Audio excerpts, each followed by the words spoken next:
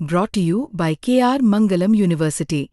We provide you the platform to turn your dreams into reality. Give wings to your aspirations with KR Mangalam University.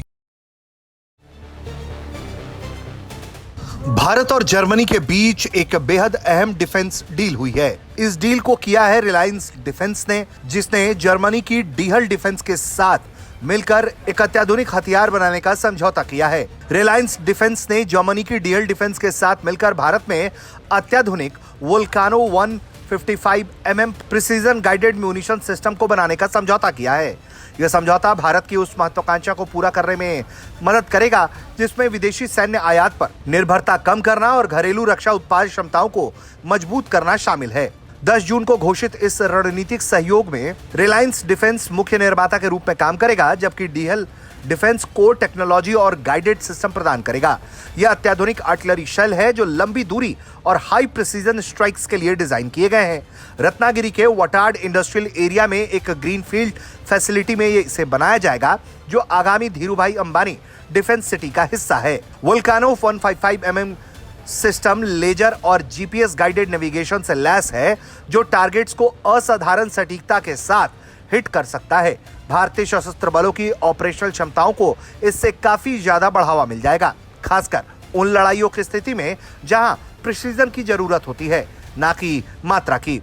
यानी कि एक चिन्हित target को अगर भारतीय सेना निशाना बनाना चाहती है तो वैसे में इस तरह के हथियार बहुत सफल साबित हो सकते हैं। रिलायंस डिफेंस का अनुमान है कि इस पार्टनरशिप से 10,000 करोड़ रुपए का बिजनेस हो सकता है, जो प्रिसीजन अम्यूनिशन के बढ़ते बाजार और ऐसी टेक्नोलॉजी को स्थानीय स्तर पर बनाने की रणनीतिक मूल्य को दर्शाता है। इस प्रोजेक्ट से 50% से ज्यादा स्वदेशी होगा, जो कि भारत की आत्मनिर्भर भारत दृष्टि को पूरी तरह से सपोर्ट करता है। 2019 तक सरकार के 50,000 करोड़ रुपए के रक्षा निर्यात लक्ष्य को पूरा करने में इसे मदद करेगा। रिलायंस डिफेंस भारत के next gen ammunition manufacturing drive का लीडर बनने की कोशिश कर रहा है और इस दिशा में उसकी जर्मनी की डीहल डिफेंस के साथ ये डील बहुत ज्यादा लाभकारी हो सकती है।